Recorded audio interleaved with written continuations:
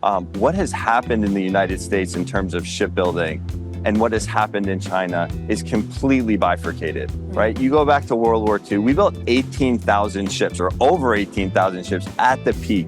Last year, we built 8 or 9 naval vessels, and we have a plan to retire 19 over the next 12 months. In the heart of Texas, something quiet but powerful is taking shape.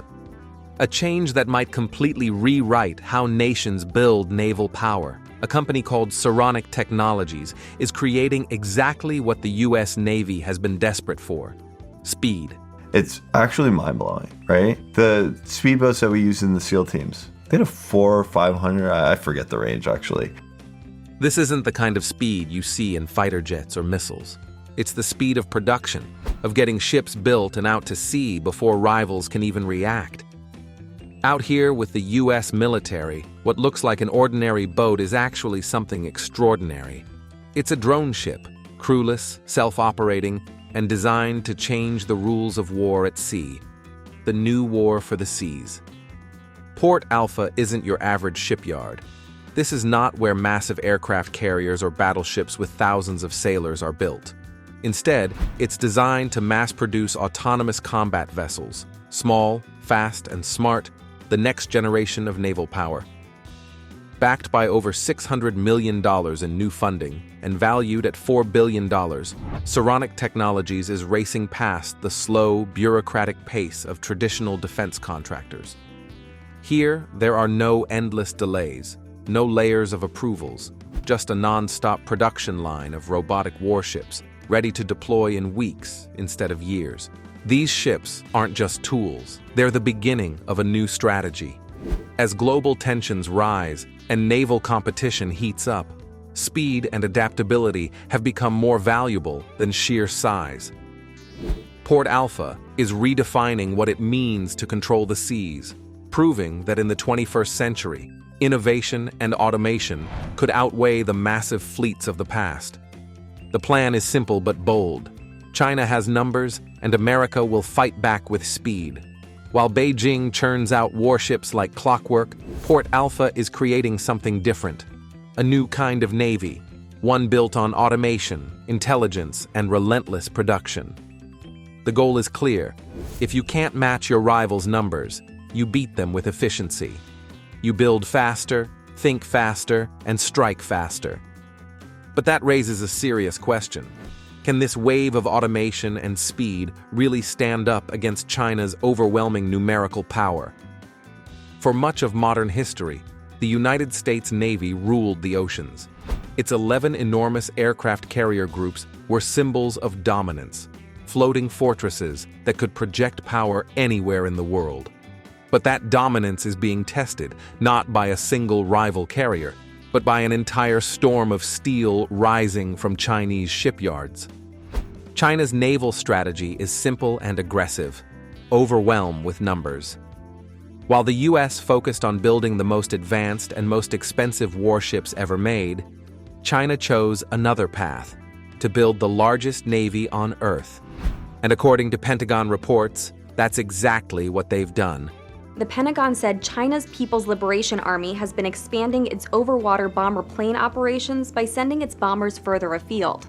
The People's Liberation Army Navy, PLAN, now has more ships than any other nation, and they aren't just producing patrol boats. China is launching some of the world's most advanced destroyers, like the Type 055, a ship so capable that some analysts consider it a cruiser in disguise. But it doesn't stop there. China has also turned its Coast Guard into a heavily armed Second Navy and transformed thousands of fishing vessels into a maritime militia, giving it layers of power across the sea.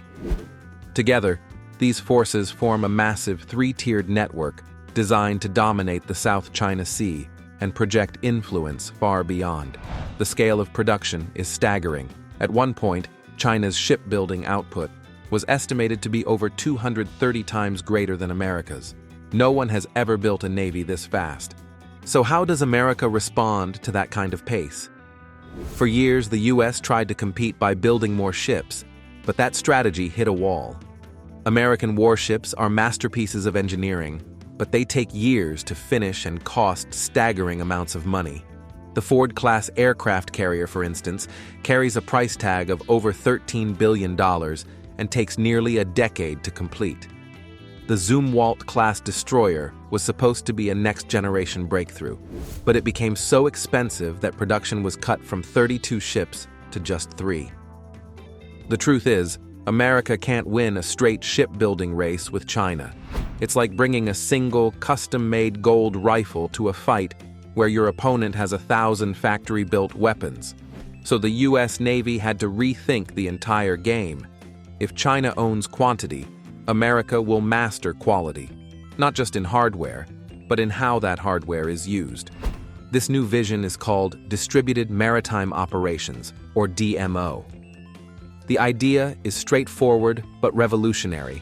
Instead of relying on a handful of massive, vulnerable ships, spread your power across hundreds of smaller, more agile vessels, many of them robotic. These unmanned ships can act as scouts, decoys, or defenders. They can swarm enemy forces, jam their sensors, gather intelligence, and draw fire, all while keeping human crews safe on larger manned ships far behind. When the time comes, those manned ships can step in for the decisive strike.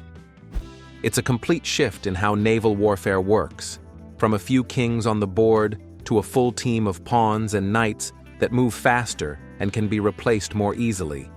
But to pull this off, the Navy needs one thing above all else: a lot of ships built fast and cheap. That's where the revolution began, with an experimental ship called the Sea Hunter. Developed under DARPA's ACTUV program, this sleek, futuristic vessel was designed to patrol the ocean without a crew. DARPA has awarded contracts for the final phases of the Anti-Submarine Warfare Continuous Trail Unmanned Vessel Program, a program aimed at creating surface vessels that can operate autonomously while tracking submarines. A few years ago, it did something no one thought possible. It sailed from San Diego to Hawaii and back entirely on its own. No crew members, no captain, no remote joystick, just software, sensors, and algorithms guiding it across thousands of miles of open sea. The Sea Hunter navigated crowded shipping lanes, handled storms, and followed international maritime rules flawlessly. It changed how experts thought about ships forever. At 132 feet long, the Sea Hunter used a trimaran hull for balance, carried a light composite frame, and could travel more than 10,000 nautical miles on one refuel. The US Defense Agency, DARPA, has completed trials of the Sea Hunter, the world's largest unmanned autonomous vessel, or drone ship. It wasn't just efficient, it was persistent. It could patrol a stretch of ocean for weeks, watching, tracking, and waiting. This endurance gave it a clear edge. While planes can only stay over an area for hours and manned ships for days, the Sea Hunter could remain on station quietly for weeks, collecting data or shadowing a target. And it did all of this without risking a single sailor's life. The ship itself wasn't armed. Its purpose was to detect and track submarines and feed that information to other units. But it proved that autonomy at sea wasn't just possible, it was practical. The cost to operate it was a fraction of that of a destroyer, and it didn't need a crew of hundreds to keep it running. The experiment showed how smaller, cheaper, and smarter vessels could change the entire math of naval warfare. Still, the Sea Hunter wasn't perfect. It was built on a traditional hull design and even kept a small cockpit area for human intervention. It was groundbreaking, but it didn't go far enough. So DARPA pushed forward again. This time, they wanted a ship that would never need a crew at all. The result was the USX-1 Defiant, the first ship under the No Manning Required Ship program, known as NOMARS. NOMARS means No Manning Required Ship. That's the name of the program. Defiant is the name of the ship. The Defiant was formally launched in Washington and immediately turned heads. At about 180 feet long and weighing around 240 metric tons, it's small by Navy standards, but its design marks a major leap forward. Everything about the Defiant says one thing: no people needed. There are no bunks, no hallways, no kitchens, and no bridge. Without those, engineers could completely rethink what a warship should look like. The ship's deck is open and flat, built for modular containers that can be loaded and unloaded easily. It's basically a floating platform that can switch roles overnight. One day it might carry surveillance gear, the next day cargo, and the next weapons. Its design allows it to handle rough seas, operating safely in waves over 13 feet high, and surviving even worse storms before returning to duty. Because there's no crew to protect, the Defiant can take risks that human ships never could. Removing people from the design also makes the ship lighter, more reliable, and easier to repair. DARPA says the benefits go far beyond cost. With no crew, the ships can be smaller, cheaper, and even stealthier. They can operate longer without refueling, travel farther, and survive conditions that would cripple traditional ships. Once its testing phase is complete, the Defiant will be handed over to the U.S. Navy to join an experimental unmanned fleet, one that's shaping the blueprint for what future sea power might look like. But this is just the beginning. The real transformation comes when private companies like Seronic Technologies take these prototypes and figure out how to mass-produce them for real-world naval operations. Their goal is simple: turn experimental one-offs like Sea Hunter and Defiant into fleets that can actually fight, survive, and change the way wars at sea are fought. The robotic armada. With the prototypes proving themselves, the next step was clear: build a fleet. Seronic Technologies isn't just experimenting. They're creating a full lineup of autonomous ships designed to work together as a single, coordinated force. Each vessel has a role, from scouting and intelligence gathering to logistics and heavy firepower. Together, they form a web of capability that can operate faster, smarter, and safer than any traditional fleet. It starts with the Spyglass, a 6-foot miniature drone ship. Think of it as a pocket-sized scout, able to slip into shallow waters, harbors, and narrow channels where larger vessels cannot reach. Its mission is reconnaissance, quietly watching, listening, and sending data back to the fleet. Then comes the Cutlass, slightly larger at 14 feet, acting as a network node.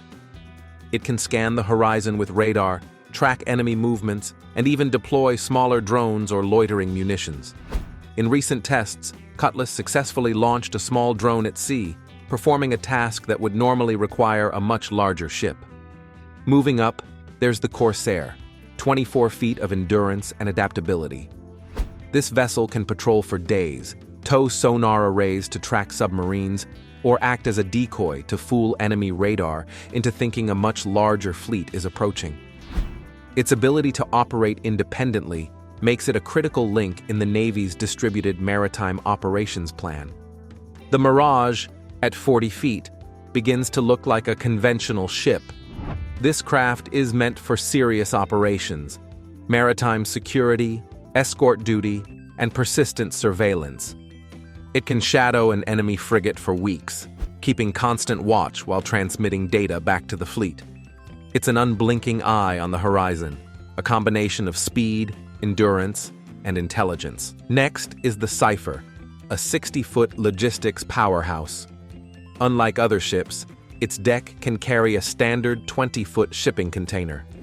One day, that container might be a mobile drone repair station, the next a field hospital, or even a magazine of loitering munitions. The Cypher can travel at 35 knots, delivering supplies ahead of the fleet and returning quickly. In essence, it's a floating supply hub that keeps the entire robotic armada operational. At the top of this hierarchy is the Marauder, a 150-foot mobile base capable of carrying up to 40 tons of payload. It can house 2 40-foot containers, essentially serving as an unmanned arsenal at sea. Loaded with missiles, mine-laying equipment, or electronic warfare suites, the Marauder can silently occupy a strategic point in the ocean, providing firepower and support to other fleet units. It can also accompany a manned carrier group, acting as a floating magazine and preserving the more expensive crewed ships for critical strikes. Each of these vessels has a clear purpose, complementing the Navy's strategy: increase numbers without risking sailors, maintain a distributed network of force, and give commanders flexibility to respond to multiple threats simultaneously. The brains behind the fleet. But a robotic fleet isn't just about hardware. The real revolution is software, the brain that allows these ships to operate together. Navigation, coordination, threat detection, and decision-making all happen in real time, thanks to AI systems tested on ships like Sea Hunter and Defiant. These ships have already sailed thousands of miles autonomously, navigating busy shipping lanes, dodging storms, and obeying international maritime rules. It's like a self-driving car for the ocean, but with far higher stakes.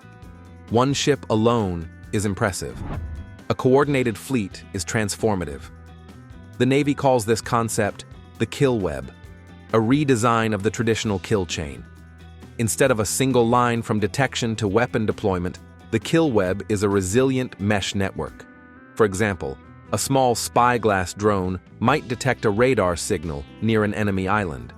That raw data gets sent to a Cutlass drone nearby, which uses better sensors to analyze the signal.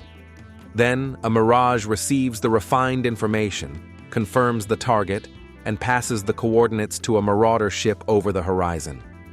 The Marauder can then strike with precision. The beauty of this system is redundancy. If one drone is jammed or destroyed, the network automatically reroutes information.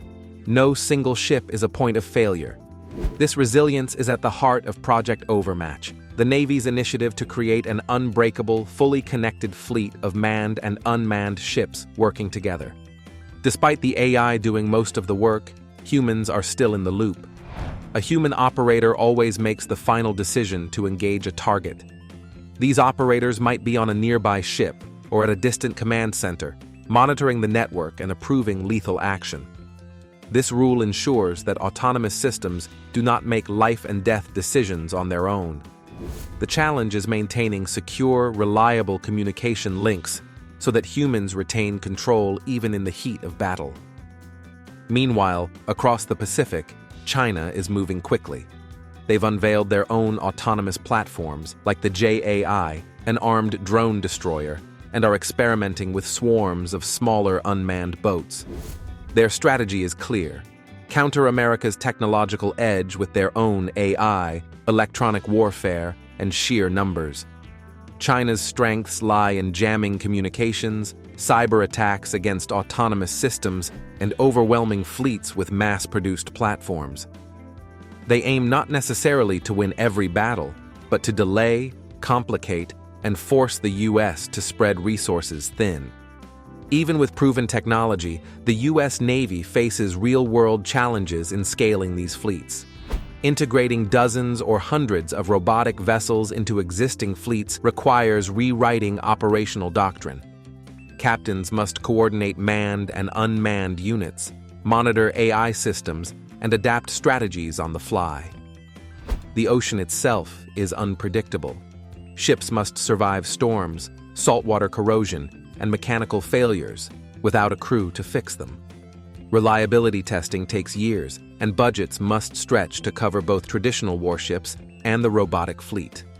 The human element remains the largest hurdle. Lawmakers must approve billions for a robotic armada without sacrificing the existing fleet of aircraft carriers, submarines, and destroyers. Ethical and legal questions add another layer of complexity. If an autonomous ship makes a mistake, misidentifies a target, or hits a civilian vessel, responsibility is a major concern. Current doctrine mandates that a human always authorizes lethal action, but in machine-speed conflicts, reaction times are measured in milliseconds.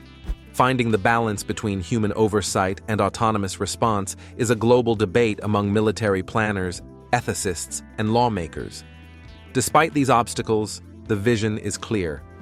A fleet of unmanned ships is no longer science fiction.